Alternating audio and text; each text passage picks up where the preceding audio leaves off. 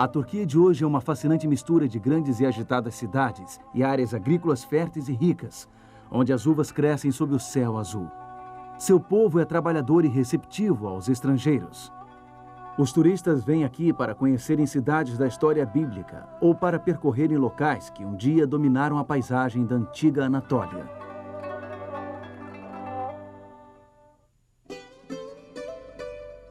O apóstolo João passou seus últimos anos em uma ilha rochosa não muito longe das margens ocidentais da Turquia. Desta ilha, ele escreveu aos novos cristãos de 7 grandes centros. Muitos estavam sofrendo perseguição e opressão por parte do Império Romano. No programa de hoje, iremos até as ruínas da cidade de Éfeso e analisaremos a carta que João escreveu para os cristãos dali. Este lugar entre a Europa e a Ásia, hoje chamado de Istambul, tem milhares de histórias para contar. Dramáticas histórias sobre o conflito de impérios e a colisão de crenças. Mas viemos à Turquia em busca de uma história em particular. Ela aconteceu há 2000 anos. Nós vamos acompanhar algumas das mais importantes cartas da história até seus 7 locais de destino, nesta parte do mundo denominada Ásia Menor. Essas cartas contêm prescrições para pessoas com problemas, todo tipo de problemas. Nestas cartas encontraremos remédios para aliviar corações feridos.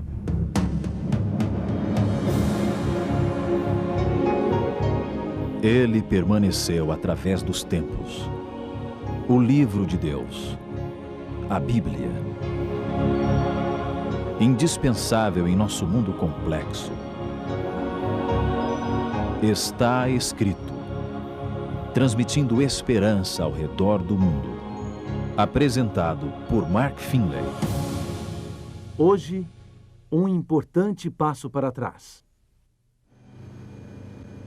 Eu apreciei a viagem de 3 horas e meia saindo de Kusadasi, com o vento soprando em meu rosto e o magnífico céu azul refletido no mar Egeu. A ilha de Patmos fica a 80 quilômetros da costa da Turquia.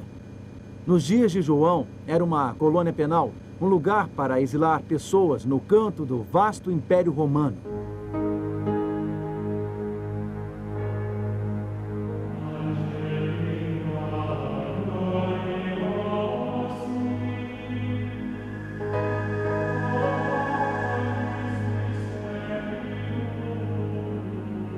Aqui, nesta ilha solitária e deserta, com apenas 15 quilômetros de comprimento, os oficiais do Império Romano exilaram um homem chamado João. Ele era um homem idoso e não representava nenhuma ameaça à lei e à ordem. Mas os oficiais romanos temiam o que João tinha visto e ouvido. Seus olhos ainda brilhavam com a visão do homem mais revolucionário da história humana. João foi um dos discípulos de Jesus Cristo, um discípulo dedicado. Ele não conseguia parar de falar sobre ele. Ele não conseguia parar de falar sobre o reino de amor e graça de Cristo, mesmo quando isso significou opor-se ao culto ao imperador de Roma. Assim, em sua velhice, João se viu sozinho nesta ilha rochosa, afastado de seus companheiros crentes, afastado das igrejas que ele havia fundado. Mas um dia este exilado recebeu um visitante. Não foi ninguém que os soldados romanos permitiram visitá-lo. Foi alguém que já havia caminhado sobre as águas, alguém que já havia acalmado uma tempestade. Jesus Cristo visitou o apóstolo João aqui neste lugar solitário. Foi Jesus ressurreto quem apareceu. Foi Jesus glorificado. João o viu em uma visão surpreendente. O rosto de Cristo brilhava como o sol. Sua voz era como a voz de muitas águas. E Jesus mostrou a João coisas tremendas que o apóstolo registraria em seu livro do Apocalipse. Coisas tremendas sobre como a história atingiria seu clímax no reino celeste de Cristo. Jesus também passou a João mensagens especiais a serem transmitidas. Mensagens a 7 igrejas muito amadas por Deus. 7 igrejas que João não mais podia visitar pessoalmente. No Apocalipse, encontramos 7 pequenas cartas para 7 igrejas na Ásia Menor. Eram congregações que enfrentavam uma série de desafios. Algumas eram sadias e prósperas, algumas estavam em crise, algumas estavam quase mortas. E João transmite a mensagem de Cristo a estes grupos de pessoas. Cada carta é uma espécie de receita prescrita pelo grande médico. Jesus está dizendo, é isto que deviam fazer. É assim que podem solucionar o problema. Bom, uma prescrição do maior médico da história é algo muito valioso. São especialmente valiosos, porque até hoje enfrentamos muitos dos problemas enfrentados por aquelas igrejas. Então, são desafios humanos básicos. E Jesus enfrenta cada um destes desafios com a sua solução. Aqui está a receita divina para a cura. 7 cartas. 7 valiosas receitas para a cura das pessoas. Estas são mensagens que alcançam o coração. Elas nos apontam para o que é essencial. Elas nos indicam o que funciona.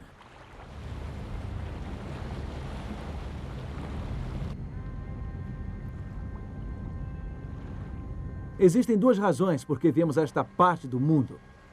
Primeiro, apesar das 7 igrejas indicadas no Apocalipse não mais existirem, a mensagem que o nosso Senhor lhes deu é relevante agora, para o novo milênio.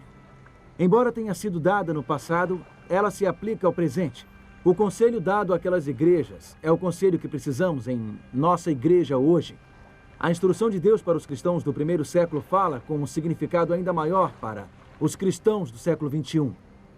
Ao longo da Bíblia, o número 7 simboliza a perfeição. Então, estas cartas são o conselho perfeito de Deus para os cristãos. Na mensagem às 7 igrejas, Deus revela seu conselho completo para as nossas vidas.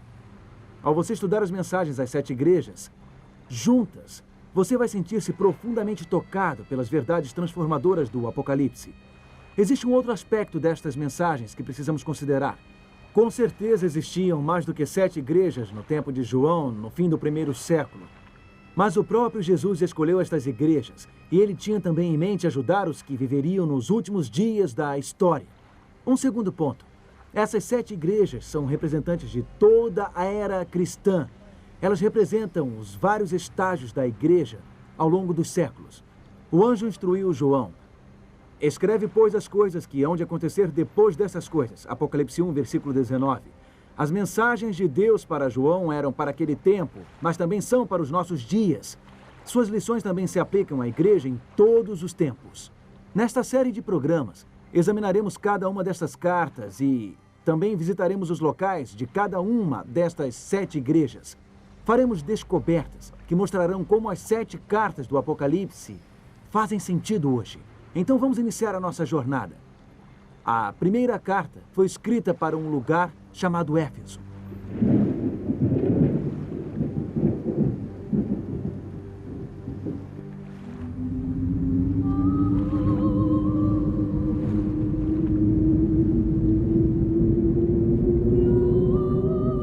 Éfeso era uma das cidades mais orgulhosas do Império Romano. Orgulhosa de sua grande biblioteca e teatro e do famoso templo de Ártemis. Era a capital da Ásia Menor e um centro comercial importante. Hoje é considerada a cidade antiga mais bem conservada da Turquia, embora seja apenas um reflexo de seu glorioso passado. As belas e grandiosas ruínas ainda atraem muitos turistas que apreciam sua beleza, apesar dos danos causados pelo tempo. Arqueólogos tentam reconstruir como deve ter sido a vida aqui nos dias do apóstolo Paulo e de João, pois ambos viveram aqui. Éfeso possui uma história extraordinária. A palavra Éfeso significa desejável. A igreja no século I se destacou por seu zelo e pureza doutrinária. Cheios do Espírito Santo, os cristãos do Novo Testamento falavam de Cristo em toda parte. As forças do inferno foram abaladas, milhares aceitaram a Cristo. Falando sobre o rápido crescimento do cristianismo, um escritor romano disse: "Vocês estão em toda parte, em nosso exército, em nossa marinha, em nossas lojas, em nossas escolas, em nossas prisões, em nossas casas. Vocês estão até mesmo em nosso Senado." Nos primeiros séculos, o cristianismo cresceu rapidamente. O grande teatro de Éfeso comportava 25.000 pessoas. Ele costumava ficar lotado para as peças dos escritores clássicos gregos e romanos. Um dia, há muito tempo, essas pedras ecoaram altos gritos, clamores apaixonados, mas não eram as vozes dos atores. Uma multidão furiosa havia se reunido.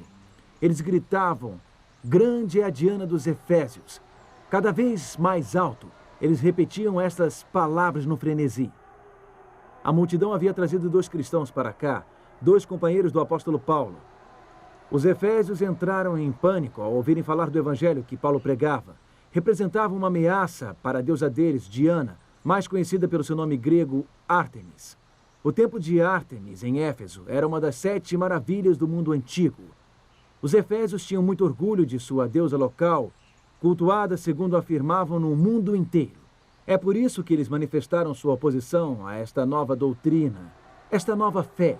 Eles tinham certeza de que estavam do lado certo, o lado da deusa Ártemis. Então, como eles expressaram sua lealdade? Eles queriam matar os 2 cristãos naquela mesma hora. Como estrangeiros ousaram desafiar a grande Ártemis. Felizmente, o sacerdote da cidade conseguiu impedir a multidão de cometer um crime.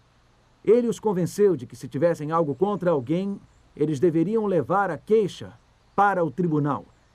O que os efésios pagãos demonstraram neste teatro é que você pode gritar bem alto as suas ideias e estar convencido de ter razão e ainda assim continuar vazio por dentro. Vazio de amor, vazio de graça. A primeira carta no livro de Apocalipse é a mensagem de Cristo à igreja de Éfeso. E Jesus aborda justamente este problema que atormentava os pagãos. Ele lida com o problema de esbravejar em nome da verdade, defender firmemente a verdade, porém permanecendo vazio por dentro. Só que Jesus está se dirigindo a crentes, aos crentes de Éfeso. Esta igreja, a Basílica de São João, foi construída em homenagem ao apóstolo pelo imperador Justino no VI século. A tradição diz que os restos mortais do apóstolo foram enterrados bem aqui, a seu próprio pedido. A carta aos Efésios é a mensagem de Cristo de que o que aconteceu no teatro, muitos gritos, porém pouco conteúdo, também acontecia aqui, na igreja cristã. Vamos observar esta carta. Ela encontra-se em Apocalipse, capítulo 2, começando com o verso 2. Conheço as tuas obras, tanto o teu labor como a tua perseverança, e que não podes suportar homens maus, e que puseste à prova os que a si mesmos se declaram apóstolos e não são, e os achaste mentirosos, e tens perseverança e suportaste provas por causa do meu nome, e não te deixaste esmorecer. Esta era a força dos crentes em Éfeso. Eles eram sérios, eles eram atentos, eles eram zelosos, eles não toleravam transgressores, eles expunham falsos apóstolos, eles sabiam separar a verdade do erro. O versículo 6 reconhece que os cristãos efésios odiavam as obras de uma seita conhecida como Nicolaítas. Estes crentes defendiam firmemente a verdade, a doutrina correta. Eles eram contra a acomodação. Eles viam os erros com clareza, mas o que eles não viam muito bem era o que estava acontecendo em seus corações. Ouça o versículo 4. Tenho, porém, contra ti que abandonaste o teu primeiro amor. Os efésios haviam perdido o seu primeiro amor. Quando eles aceitaram Cristo e experimentaram a sua graça, Deus lhe encheu de amor. Isto é o que acontece com as pessoas que aceitam a Cristo. Eles se enchem de devoção a Cristo. Mas agora, depois de algum tempo, esse primeiro amor havia esfriado. Eles ainda defendiam a verdade da graça de Deus.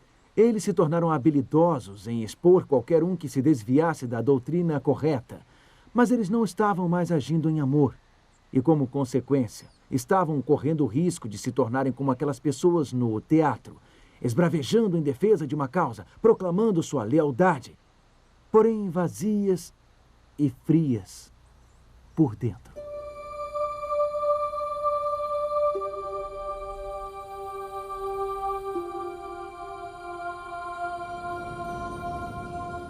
Uma das mais espetaculares ruínas em Éfeso é o que resta da Biblioteca de Celsus. Foi construída por Júlio César, em homenagem ao seu pai, em 135 d.C. Era um grandioso centro de conhecimento. Era o orgulho dos tempos áureos de Éfeso. A câmara interna da biblioteca abrigava cerca de 12.000 pergaminhos. Um muro externo, construído em volta da câmara, criava um espaço de ar que mantinha temperatura e umidade constantes. Havia muito conhecimento armazenado neste local. Podemos dizer que havia muita verdade preservada aqui. Infelizmente, a biblioteca foi destruída por invasores bárbaros no ano 262 d.C. Não sobrou nada de todo aquele conhecimento acumulado, a não ser esta magnífica fachada e uma carcaça vazia. A carta do Apocalipse enviada para este lugar nos alerta para não termos o mesmo destino. Podemos acumular um monte de conhecimento correto, podemos ter todas as doutrinas certas e mesmo assim acabarmos vazios, apenas uma casca. Você perdeu o seu primeiro amor. Esse é o problema. Este é o diagnóstico do grande médico. Então, que solução Jesus oferece? O próspero povo de Éfeso costumava andar nesta avenida chamada Rua do Porto, tocando os seus negócios. Como você sabe, esta cidade era um centro comercial muito importante. Esta rua de pedras tinha 500 metros de comprimento. Ela ia do teatro até o antigo porto da cidade. Ao longo desta rua podiam ser vistas vilas romanas com locais de banho exóticos e luxuosos. Pessoas ativas e bem-sucedidas costumavam fazer uma coisa por instinto. Estavam sempre querendo mais, sempre tentando progredir, sempre pensando em avançar.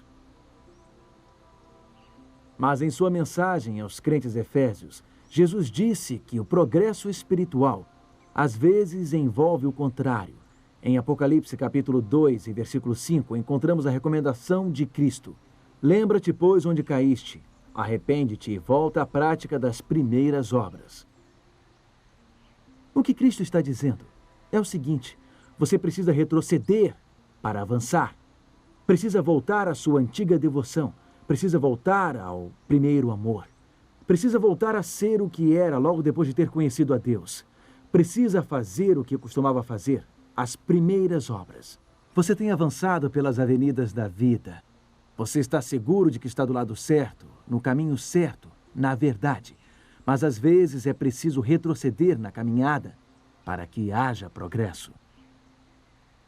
Às vezes precisamos parar com as nossas atividades em prol da verdade. Precisamos parar com a nossa marcha para a frente, sempre correndo, sempre ocupados. Precisamos nos lembrar de como era quando recebemos a dádiva do primeiro amor, assim que aceitamos o Senhor, assim que respondemos ao seu chamado com pura devoção. Quase todos nós podemos nos lembrar quando Deus tocou nossa vida com poder, quando nossos sentidos foram despertados. Podemos nos lembrar do tempo em que estávamos animados na fé. E muitos de nós achamos que não poderemos experimentar isto novamente, que não conseguiremos reacender aquele entusiasmo juvenil ou aquela antiga devoção ou a intensidade daquelas experiências. Mas Jesus nos dá esta prescrição. Lembre-se. Lembre-se de como você era. Não aceite que tenha acabado de vez para sempre. Arrependa-se da negligência das coisas espirituais. Arrependa-se de sua frieza e faça as primeiras obras. Faça o que costumava fazer. Às vezes nós progredimos dando um grande passo para trás. Sabe, a cidade de Éfeso estava, de certa forma, sempre tentando retroceder. Aqui é onde a Rua do Porto terminava e o porto começava. Os navios atracavam aqui e descarregavam suas mercadorias. Hoje este local fica a mais de 5 quilômetros do mar. Os efésios tinham um problema.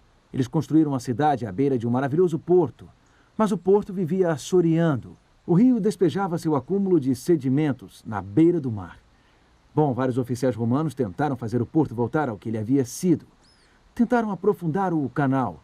O imperador Adriano até mesmo tentou desviar o curso do rio. Mas, por fim, essas tentativas fracassaram e Éfeso teve que ser abandonada. Os efésios não puderam retroceder. Eles não conseguiram salvar o seu belo porto. Hoje, o porto de Kyusadace é o mais próximo acesso marítimo. O vale assoreado destruiu um maravilhoso acesso comercial. A cidade teve que se mudar. O tempo não pode voltar. Mas na vida espiritual, nós podemos voltar atrás. E podemos fazer isso graças a Cristo, a água da vida. Podemos enfraquecer na fé. E podemos perder a nossa devoção, mas Cristo não muda. A água da vida não se altera. Como Hebreus capítulo 13, versículo 8 nos diz, Jesus Cristo, ontem e hoje é o mesmo e o será para sempre. Cristo ainda é capaz de nos inspirar intensa devoção, ainda é capaz de nos encher de amor. Mas no curso natural dos acontecimentos, nossa vida espiritual costuma assorear. Fica obstruída pelas tarefas cotidianas, oprimida pelos afazeres do dia a dia e preocupações. Então lembre-se do que Jesus, a água da vida aconselha. Retorne ao primeiro amor. Faça o que costumava fazer. O que você fazia assim que conheceu a Deus? O que as pessoas fazem logo após a conversão? Costumam conversar muito com Deus, costumam ouvir muito a Deus, estudar muito a sua palavra.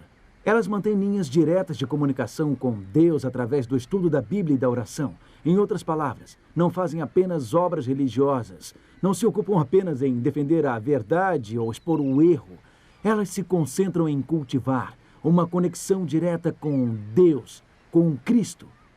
Esta é a vida espiritual que faz diferença. E na vida espiritual podemos mudar para o porto seguro, podemos mudar para perto da água da vida.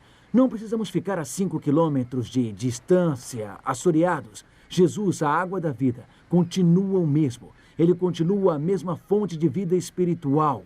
Só precisamos beber de sua palavra. Só precisamos manter uma conexão direta com Ele. O que Jesus está nos dizendo nesta mensagem aos Efésios é que, a fim de sentirmos o que antes sentíamos, precisamos fazer o que antes fazíamos. Ações saudáveis conduzem a emoções saudáveis. Podemos redescobrir esse primeiro amor, restabelecendo esta conexão direta.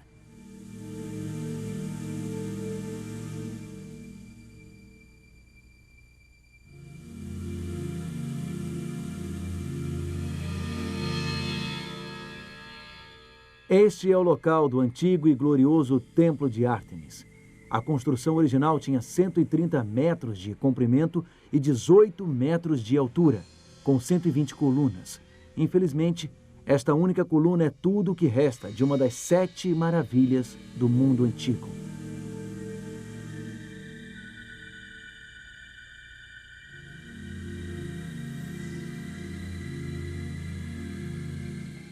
A deusa Ártemis não representa mais uma força espiritual em nosso mundo de hoje. Podemos ver sua imagem no museu, a representação da deusa da fertilidade. Mas ela não possui ardentes seguidores hoje. Aquelas vozes apaixonadas do teatro estão caladas. Aquelas vozes não ressoam mais. Sim, podemos esbravejar em nome da verdade e ainda assim estamos vazios por dentro. Vazios de amor e de graça, como aqueles antigos Efésios. É por isso que esta carta, vinda daquela ilha rochosa no mar Egeu para esta cidade milenar, tem uma mensagem tão importante para nós hoje. É a prescrição de Cristo para um povo espiritualmente doente. Ela está nos dizendo que podemos recuperar nosso primeiro amor. Está nos dizendo que podemos progredir ao darmos um grande passo para trás. Está nos dizendo que podemos lembrar, podemos mudar. Podemos fazer as primeiras obras, podemos fazer o que fazíamos. E a fonte de água viva, o imutável Jesus Cristo, nos capacitará a experimentarmos o que já vivenciamos. Um barco sem um capitão fica sem rumo. Talvez você tenha se afastado daquele primeiro amor, daquela primeira experiência espiritual. Talvez você ache que aquele tempo não voltará. Talvez você sinta que foi longe demais, que já fez coisas erradas demais na sua vida. Mas Jesus continua o mesmo. Ele continua o mesmo Deus que lhe recebeu de braços abertos. Ele continua o mesmo Deus que lhe conquistou por sua graça. E pode reaquecer seu coração, pode renovar a sua alma. Ele pode lhe encher de amor de novo. Mas você precisa se aproximar da água da vida, a fim de sentir o que você sentia antes. Precisa fazer o que fazia antes. Tem que se dispor a restabelecer esta conexão direta com Ele, através do estudo da Bíblia e da oração. Tem que passar algum tempo com Ele. Você tem que se dispor a fazer as coisas que costumava fazer. Por que não assumir este compromisso? Por que não dizer a Jesus bem agora que você voltará a orar todo dia, que você buscará comunhão com Ele? Por que não dizer a Ele bem agora que você irá ler a sua palavra e seguir a sua vontade? Por que não fazer isso agora? Tome esta decisão enquanto oramos. Querido Pai, muito obrigado por se preocupar tanto conosco. Muito obrigado por teus conselhos de amor. Nos arrependemos de nossa frieza, de nossa indiferença. Queremos retornar àquele primeiro amor, àquela proximidade com o Senhor. Por favor, ajude-nos a adquirir o hábito de passar cada dia de tempo de qualidade contigo. Ajude-nos a desenvolver uma comunicação genuína contigo através da oração. Obrigado em nome de Jesus, nosso Senhor e Salvador. Amém. Você acabou de assistir ao primeiro programa da série Cartas de uma Ilha Solitária, que está sendo apresentada por Mark Finley. Enquanto isso, nós estamos preparando para você uma série especial do Está Escrito.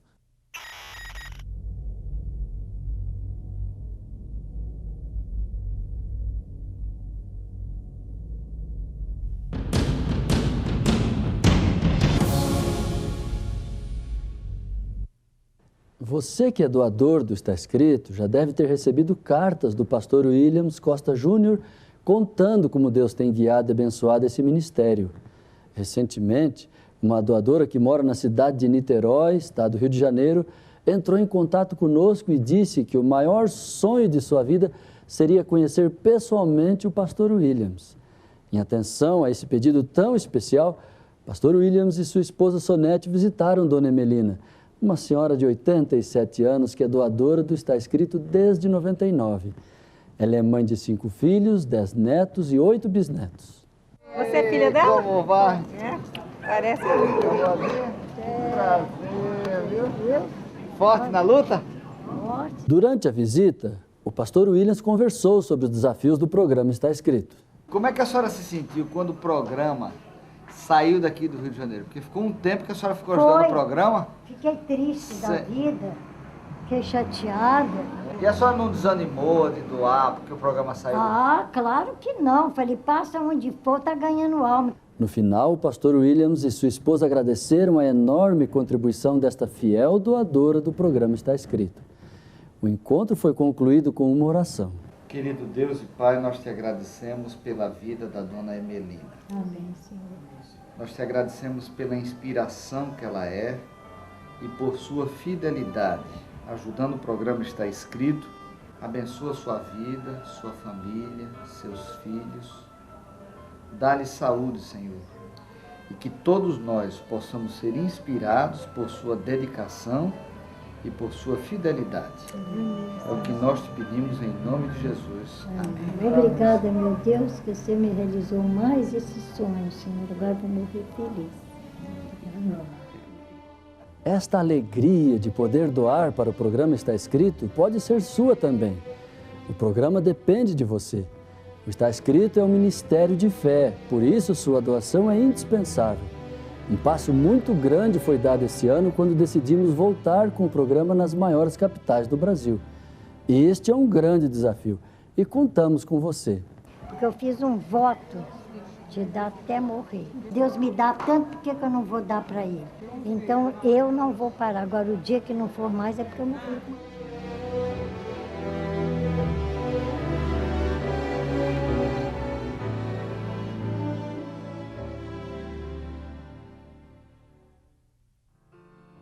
O programa Está Escrito oferece a você um curso bíblico inteiramente grátis. Este curso vai auxiliar você em seus estudos e o ajudará a encontrar respostas para suas mais intrigantes perguntas. Peça agora mesmo o curso bíblico A Bíblia Ensina. Ligue para 0300 789 1111 ou escreva para Programa Está Escrito, Caixa Postal 1800, CEP 20.001 970, Rio de Janeiro. O que aconteceria se lhe tirassem tudo que você tem? E se você tivesse que sofrer perseguições e até morrer por sua fé? O povo de Esmirna enfrentou estes desafios. Esteja comigo semana que vem, em Esmirna, aqui na Turquia, a segunda das 7 igrejas. Assista a esta série sobre o livro do Apocalipse. Até lá e lembre-se, está escrito, nem só de pão viverá o homem, mas de toda a palavra que sai da boca de Deus.